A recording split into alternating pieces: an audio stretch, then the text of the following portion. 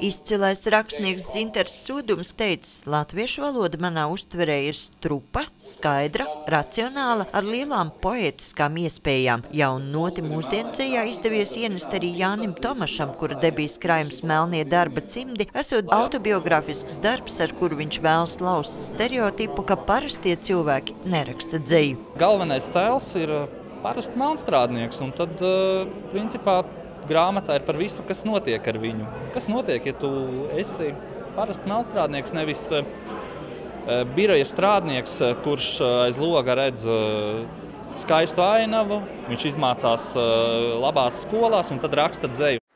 Soduma balvu saņēma arī pieredzējušais dzejnieks un tūkotājs Knuts Skujnieks, kurš sava drauga Genādija Aihī grāmatas paklanīšanās dziesmai atdzejojumu sauc par savu pēdējo mūžu darbu. Līdz šim grāmata, kurā 100 dzejoļos lasītājiem ļauts iepazīt čuvašu pasauli, izdota daudzās valodās, tostarp igauņu un lietuviešu.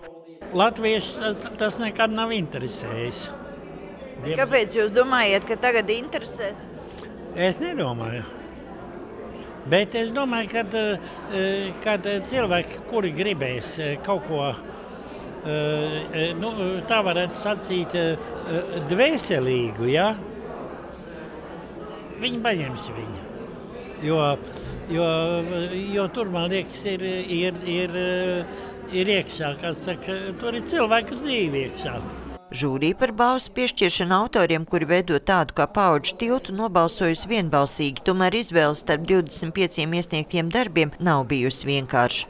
Tīri objektīvi iemeslu dēļ ja tā varētu teikt, aiz borta paliek tūkojumi, kas it kā ir Dzintara Sūduma arī dzīves mērķis, bet tad, ja mēs redzam, ko rada mūsu pašu rakstnieki un autori, tad tas mums liekas svarīgāk.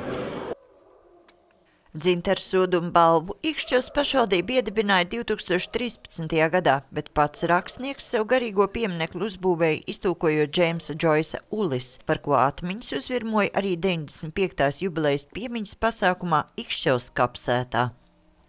Bet es gribu izstāstīt par vienu lietu, kādēļ patiesībā mēs esam visi kopā. Ja mēs ņemam kādu laiku atpakaļ, lielu laiku atpakaļ, tad tā ir grāmata, un tā grāmata ir Ulis. Tas ir Džeimsa Džoisa Ulis, ko ir tūkojis Dzintars Sūdums daudzus gadus ar daudziem piegājieniem. Tāds mūsu piemineklis, tūkotājs. Es gribu pastāstīt vienu tādu īsu stāstiņu. 80. gados un 90. man bija tāds cilvēks pazīstams, mēs bijām grāmatdraugi. Un reiz viņš pie restorāna Dzirnānieks naktī, kur citi pirka šņabi, viņš nopirka par 10 rubļiem Ulisu. Un es to uzzināju, un es sapratu, ka tas ir viens no 5 man zināmajiem Latvijā.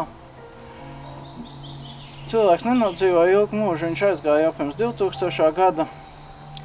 Un reiz saticis viņu atraitni uz ielas, mums bija tāda saruna, viņai tā biblioteka viņu īpaši neinteresēja, un viņa teica, vai es nevaru atnākt, paskatīties, varbūt es varu kādas grāmatas paņemt sev. Un es tā domāju, ko es tā iešu un tā, bet atcerējos, viņam taču bija Ulis, ir jāiet, viņam bija Ulis.